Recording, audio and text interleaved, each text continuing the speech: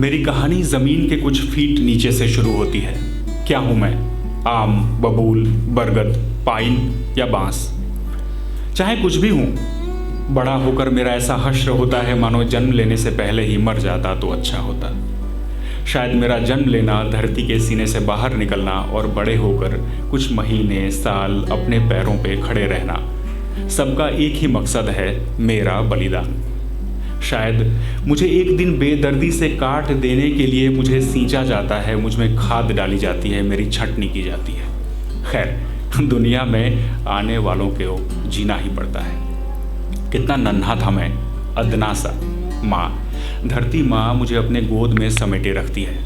बहुत बुरा लगता है जब मेरे भाई बहनों को कीड़े मकोड़े खा जाते हैं। अपना पेट भरना भी बड़ी चुनौती होती है।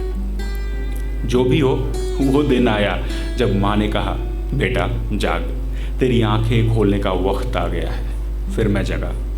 आसमान ने मुझे जगाया, बादलों ने चेहरे पे छींटे मारे। मैं नन्हा सा, हल्के हरे रंग का, डरा सहमा सा था। न जाने बाहरी दुनिया कैसे होगी, मेरे पड़ोसी कैसे होंगे, मेरे माँ बाप। माँ तो है धरती माँ, पर सुना है धरती पे सबकी अपनी पहचान होती है। होती होगी, मुझे भी मेरी पहचान मिलेगी कभी न कभी। अभी तो बस एक सहारे की ज़रूरत है। माँ ने कहा था, मैं कभी जंगल में होता हूँ, कभी सड़क किनारे और कभी इंसानों की बस्ती में। और ये भी कहा था, इंसान तेरे सबसे अच्छे दोस्त होंगे, तुझे पाल कर बड़ा करेंगे, तेरी देखभाल करेंगे और बदले में तू भी उनके काम आएगा। यही होगी तेरी ज़िंदगी। आज मैं इंसानों से घिरा हुआ हूँ, इंसानी बस्ती में बड़ा हो रहा हूँ। मैं खुश हूँ, मुझे मेरी पहचान मिल गई है। आम। गांव के बड़े बुजुर्ग कहते हैं मैं बड़ा उपयोगी हूँ। ये सारी बातें सुनकर बेहद खुशी होती है। वक्त गुजरता गया, शायद अब मैं बड़ा हो रहा हूँ या शायद हो गया हूँ। पर ये क्या, मुझे घेर क्यों दिया गया है? फिर आते जाते लोगों से पता चला कि गाय बकरियाँ मेरी पत्तियों से अपना पेट भर लेती हैं। शायद इसी कारण मेरा घेरा है। वक्त और बीता। एक सुबह जब मैं जगा तो बेहद अच्छी खुशबू आ रही थी। अरे ये क्या, मेरा श्रृंगार हो गया है, मुझ में मुकुल लगे हैं। भंवरों का आना जाना भी शायद इसी वजह से है, जिनकी आवाज़ से आज मेरी नींद खुली थी। अब मेरा दायरा बड़ा हो गया है, बच्चों से खुद को घिरा हुआ पाता हूँ। इतना बड़ा हो गया हूँ कि उनको अपनी बाहों में भर सकूँ। वो मुझ पर झूल जाते हैं तो बेहद गुदगुदी होती है। जब कोई आकर मेरी छाँव में बैठता है, मेरी टहनी से दातून करता है, तो माँ की कही बात याद आती है, तू इंसानों का सबसे अच्छा दोस्त बनेगा।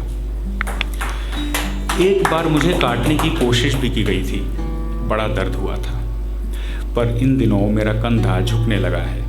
आज पता चला मेरा नाम आम क्यों है, मेरे फलों के चलते।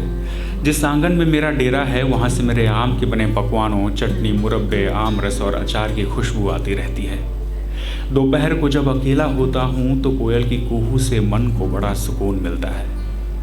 अरे एक बात तो बताना ही भूल गया, 2 परिवारों को जोड़ता हूँ मैं कभी बुजुर्गों को ठंडी छाँव देता हूँ, कभी औरतों की बातें सुनता हूँ। बच्चों का आना जाना लगा रहता है, क्योंकि मुझ में एक झूला बंधा हुआ है।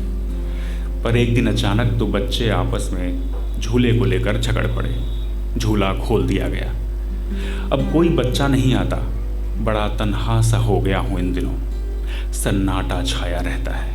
दोनों घर से ताने सुनाई देते हैं। क्या इतना बुरा हूँ मैं? क्या बच्चों को झुला कर मैंने गलती कर दी? पूछ भी तो नहीं सकता मैं बेजुबां। मेरा पड़ोसी नीम इतनी दूरी पर है कि बस एक दूजे को देख हम मुस्कुरा भर लेते हैं।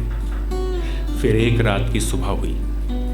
जिस शरारत से चिड़ियों का झुंड मुझे जगाता था, आज वो शरारत नहीं थी। डरी सहमी सी सब इधर उधर उड़ रही थी। मैं कराह क्यों रहा हूँ? अरे आज बड़े दिनों बाद दोनों परिवार वाले आए हैं। लगता है कोई खुशी का मौका है। पर मुझे दर्द क्यों हो रहा है? नींद खुली ही थी, आंखें मीच में कुछ देख भी नहीं पा रहा।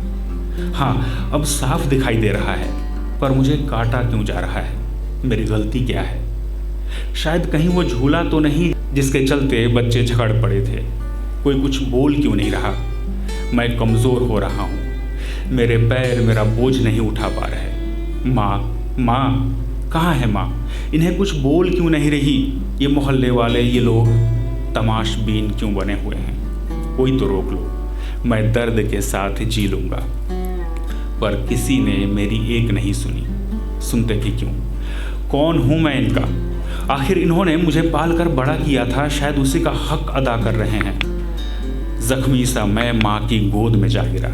मैं रोया, पर किसी ने कुछ नहीं कहा। माँ भी कुछ नहीं बोली।